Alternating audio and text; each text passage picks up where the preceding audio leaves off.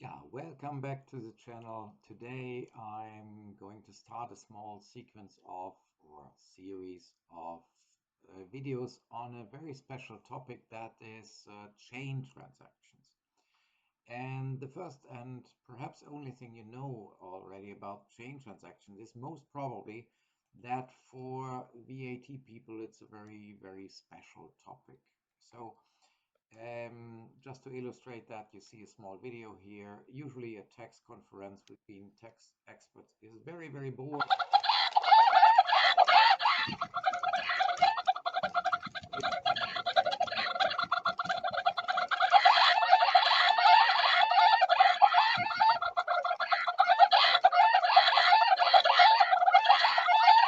So, evidently, it seems to be interesting to deal with that small little topic.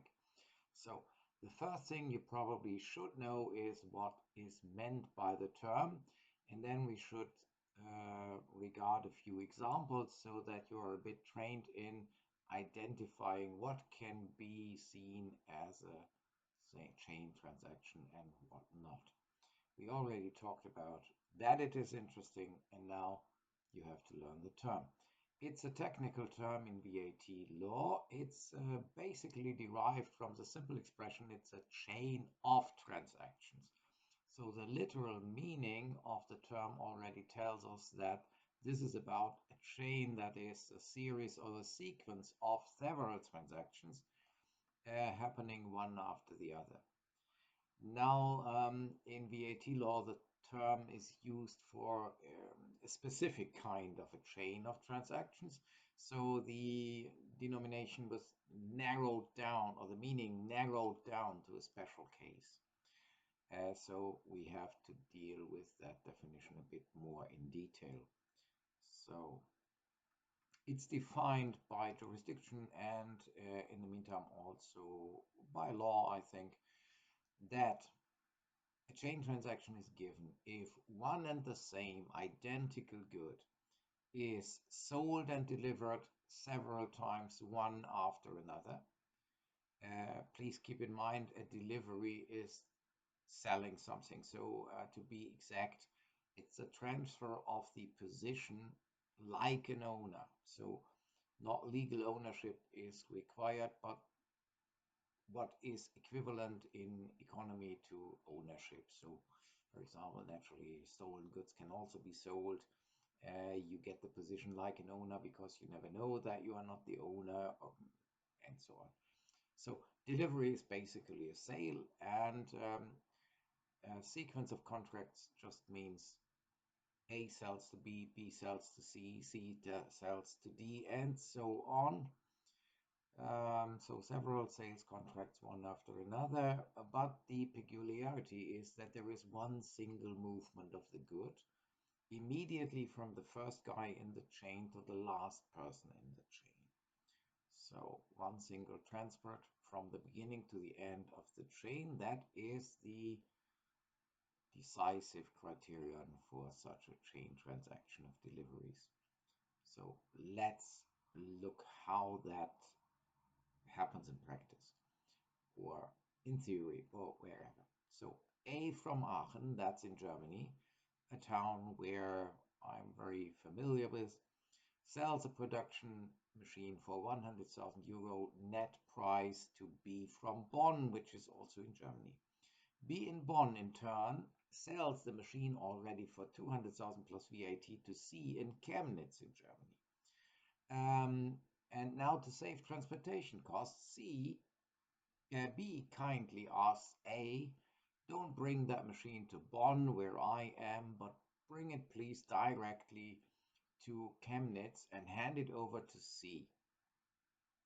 So you remember that old basic rule which we established, which is written nowhere but nevertheless valid. You can only deliver goods, or you can only make a service to your own contract partner.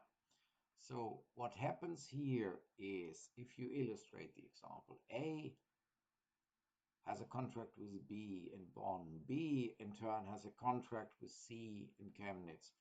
So A has to deliver, so to transfer ownership to B in Bonn, and then to deliver it, B has to deliver to C in Chemnitz. Now the transport by A goes to Chemnitz. Well, now outsiders not familiar with civil law would now suppose that A delivers the good to C. However, he does not. He has a contract obligation to deliver it to B, and he fulfills this obligation.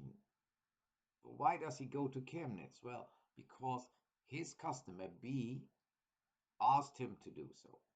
So when you establish a contract, you can freely agree where the good has to be handed over. So you are not forced to demand that the good is sent to Bonn where you live. You can also say, I would rather prefer to get it at Chemnitz. And if the other contract partner agrees, that's the contents of the contract. So you agree, send it to Chemnitz. And then there is another normal feature of all contracts. Nobody is forced to accept the good which is bought by him in person. So if you sell something to Elon Musk, Nelson Rockefeller, to Frank Sinatra, or to whom else, these persons are not forced to accept the goods in person. They can just entitle any other person to accept the good in their name, on their behalf, as their representatives.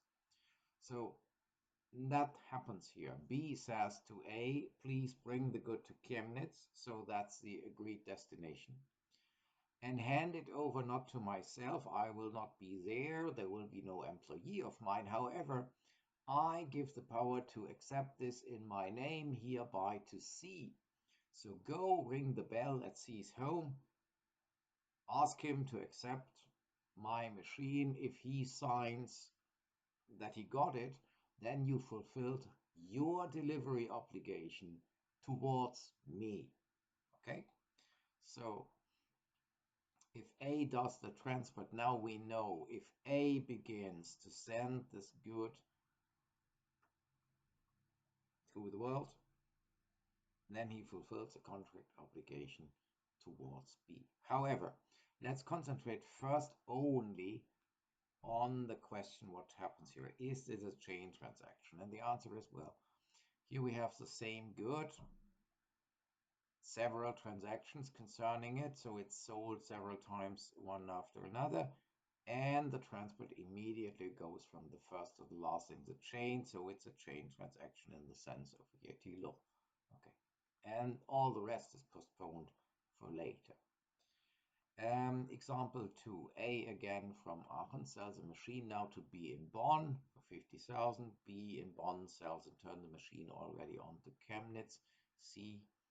This time C from Chemnitz needs the machine very quickly, and B says, I have no time to bring it to you.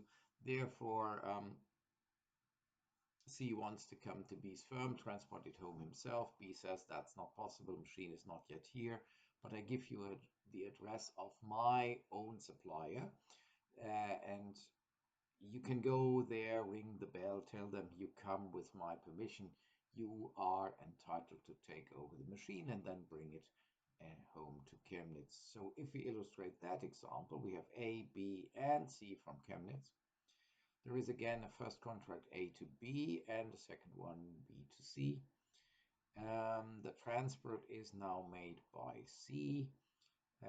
So this is the guy who transports the car or the machine or what else. However, we have again the same good is sold several times and only one transport from the first to the last in the chain. So you see, it does not matter who does this transport. The important thing is that there is one immediate transfer of the good from the first to the last location in the chain. So it's a chain transaction in the sense of VAT law. Example number 3, now B from Brussels gets an order for a car from a customer in Cologne, Germany. He does not have the car in stock, so he orders it from the car factory in Aachen for 25,000 euro. By the way, in Aachen, there is no car factory, so don't look for cars there. But as the matter is urgent, B travels himself to Aachen, so the intermediate guy in the chain shows up at the gates of the factory, takes the car, and speeds with the car straight through to Cologne, where he hands it over to customer C. If we assess this situation, nothing different comes out. As you easily see, the identical good, that car, is delivered twice, once from A to B, then from B to C, and the object in question is transported straight through from the first location in the line, from A to C. So that's a chain transaction in the sense of VAT law, not Brussels, but Bonn. um, you see, I was a bit confused, distracted, which is often reported to happen when confronted with chain transaction examples. However, I was just confused because I made copy and paste with some slides. So don't worry about the different locations. Important is here that we have to do with three guys, um, the same good sold twice, but once only transported. A chain transaction, nevertheless, can also have more than three participants. The number is not restricted, so we can imagine that the chaos is even greater. A from Aachen sells a machine to B from Bonn. B sells it on to C from Chemnitz. C sells it to D from Dortmund. Dortmund guy sells it on to E from Essen. All these cities are in the middle of nowhere in Germany somewhere. So finally, to save transportation costs, A from Aachen is kindly asked to send the machine immediately to E in Essen. So now A does the transport, but the chain of contracts is as follows.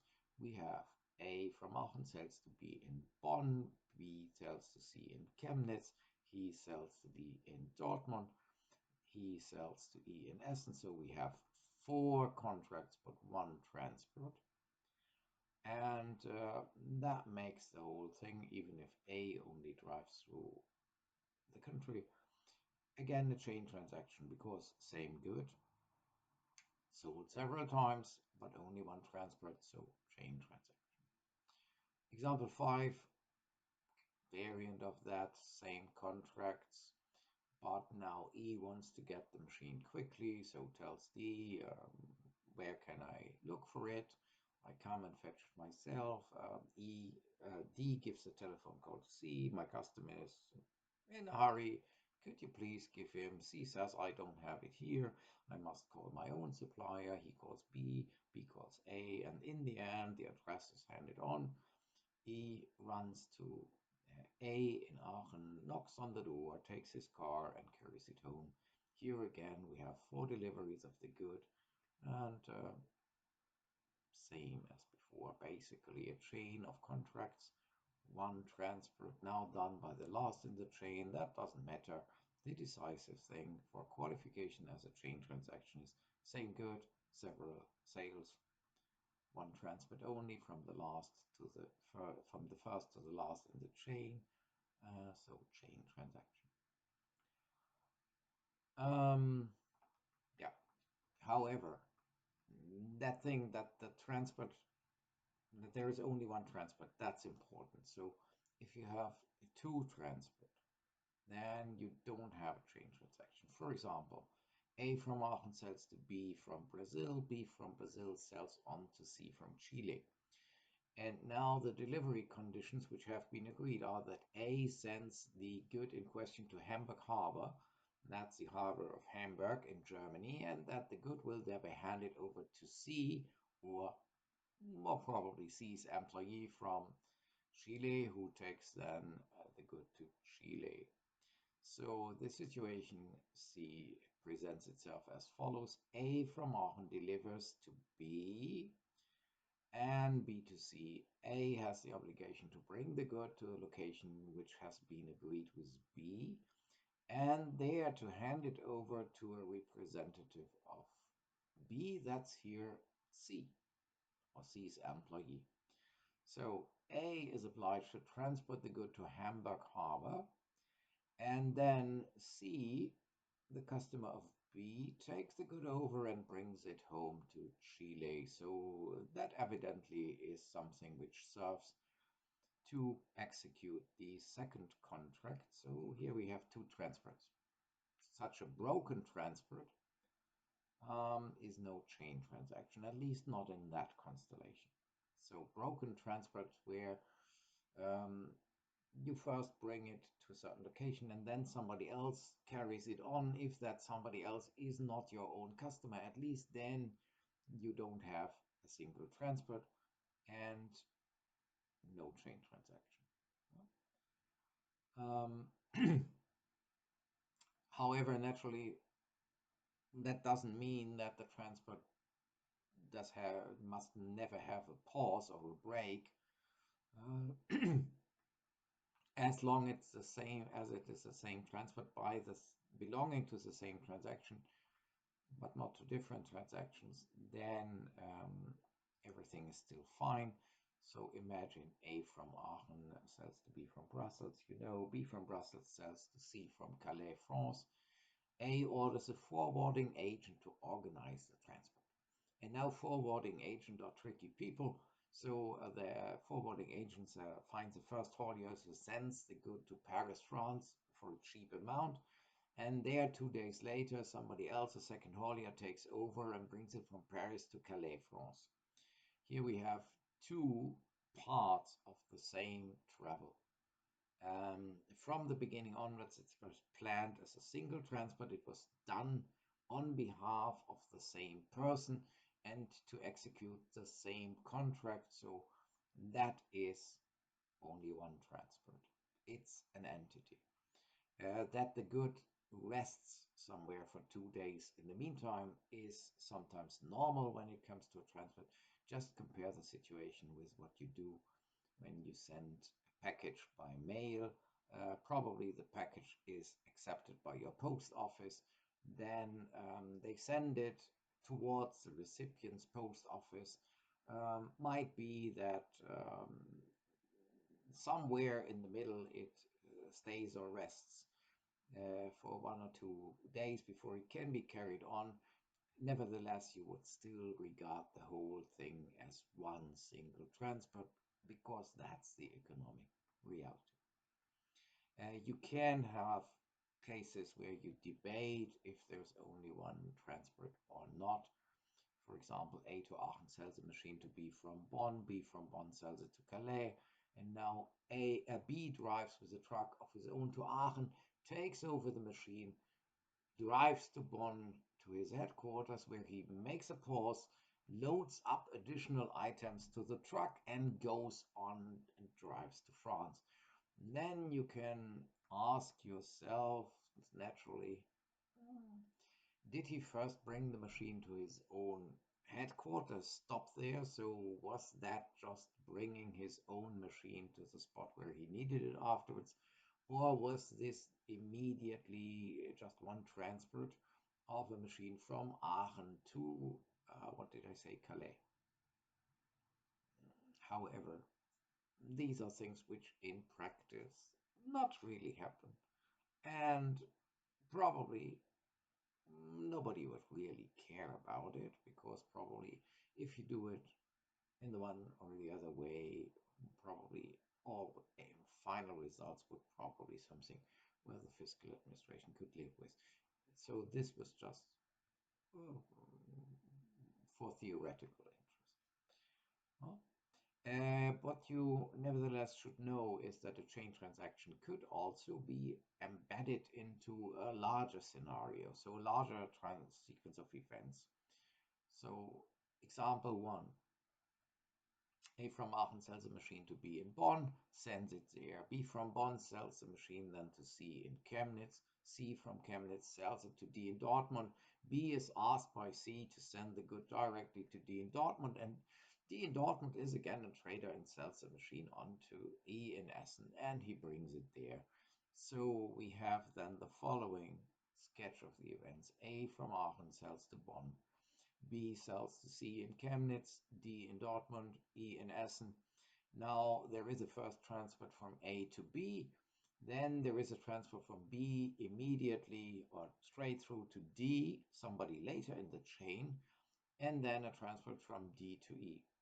Now, the whole thing, A to E, is evidently not a chain transaction in the sense of VAT legislation. Okay.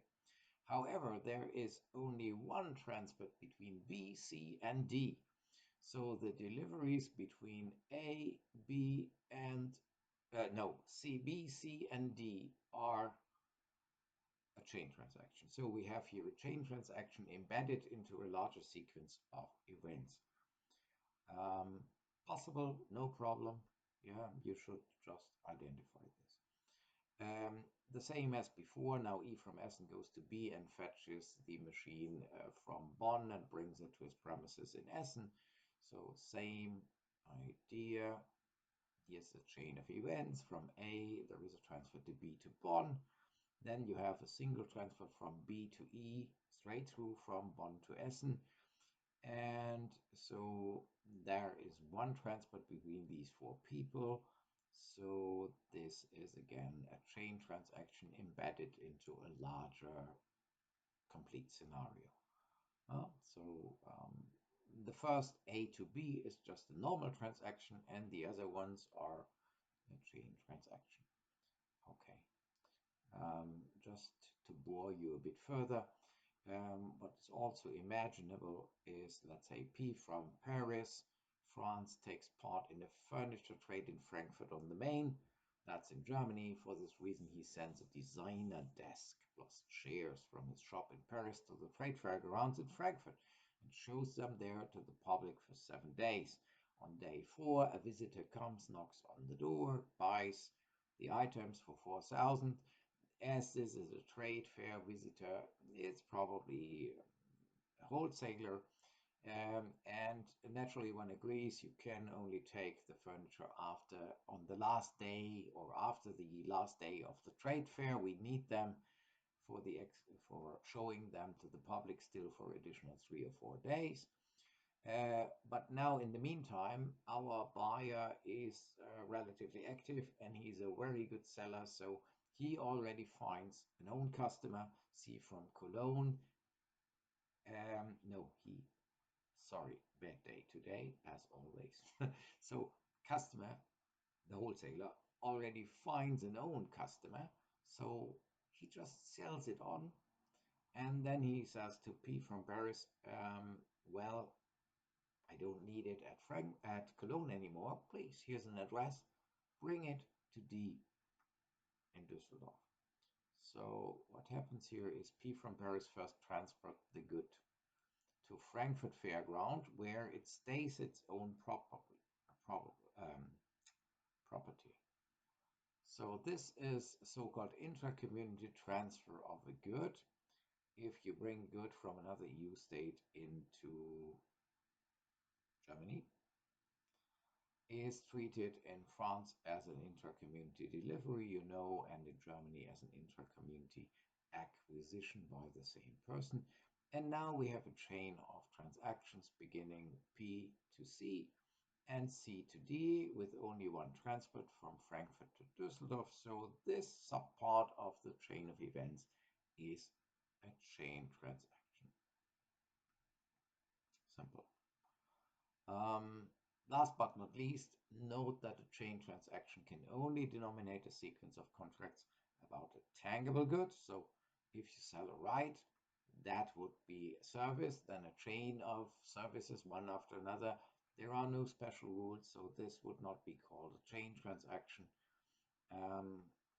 as every chain of service transactions would never be called a chain transaction by VAT experts. So chain transaction special rules only exist for deliveries, and that's the reason why VAT people only talk about, or call a chain of delivery transactions such a thing.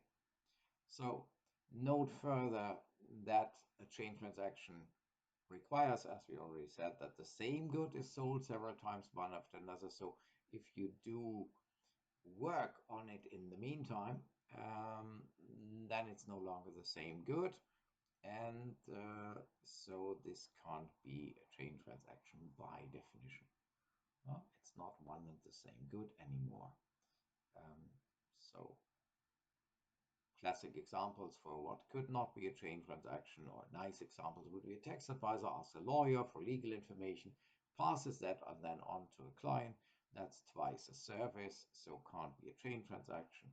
Or A sells furniture to B, and the haulier works for B and transports the furniture. A sells to B, that's a sale. Haulier transports the furniture, that's a service, so it can't be a chain transaction.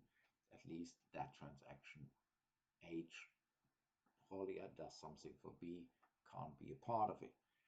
Or a producer gets an order for a standard machine, has some additional parts to add.